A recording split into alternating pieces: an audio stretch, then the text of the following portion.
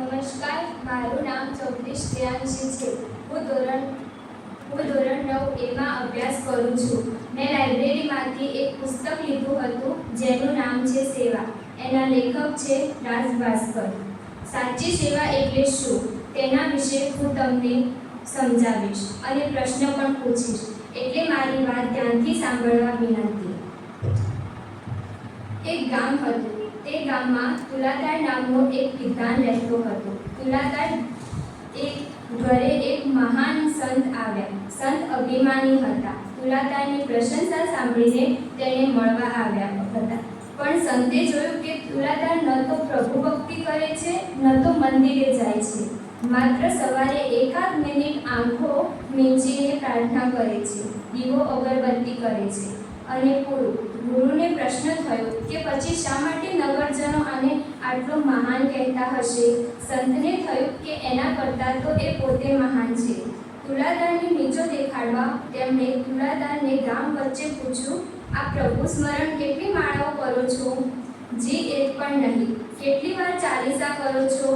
એક પણ નહીં. તો પછી મંદિરે તો જતા જ હશો? જી ના, રોજ નથી જતો. સમય મળે ત્યારે દર્શન કરી લઉં છું. તો પછી 4 ધામની યાત્રા તો કરી જ હશે?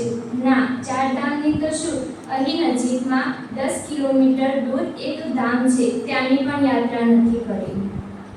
એક પણ વાર તીર્થયાત્રા પર નથી કર્યું.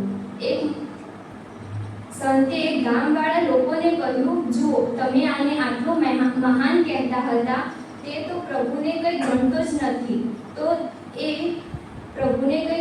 નથી. અને એ સેવા પૂજા કરે છે. આવી એ વ્યક્તિ મહાન કેવી રીતે ગણાય? તુલાદાર તો કંઈ બોલ્યો નહીં. પણ ગામવાળા લોકો ગુસ્સે થઈ ગયા અને બોલ્યા, મહારાજ, આપ તો ફક્ત નામના સંત છો અને તુલાદાર તો કામના સંત છે. પ્રભુ સેવા ભલે ન કરતા હોય, પરંતુ અમારા ગામ બહાર એક હોસ્પિટલ છે. તે હોસ્પિટલમાં જઈને રક્તપીતિઓની સેવા કરે છે. જરૂરિયાતમંદ કે ભૂખી હોય તેને ભરપૂર રોટલો આપે છે. તુલાદારે ગામવાળા લોકોને શાંત પાડ્યા અને કહ્યું, તે આપણા મહેમાન છે, એવું ના બોલાય. સંત થોડીવાર ચૂપ બેસી રહ્યા અને થોડીવાર પછી તુલાદાર પાસે આવીને બોલ્યા, મને માફ કરો, જે સેવા કરે એ જ સાચો સંત. સ્વાર્થ ત્યજીને સેવા કરવી એ ઉત્તમ સેવા છે. સ્વાર્થ સહિત સેવા કરવી એ અનિષ્ટ સેવા છે. જો હું સેવા કરવામાં સ્વાર્થ રાખું છું કે બદલાની અપેક્ષા રાખું છું, તો હીરો આપીને કાચ ખરીદવા જેવું થશે. તમારા માટે કઈ સાચી સેવા છે? પ્રભુ સેવા કે જન સેવા?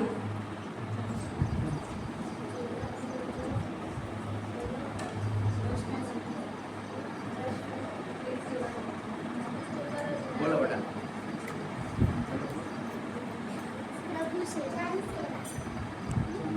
Thank you.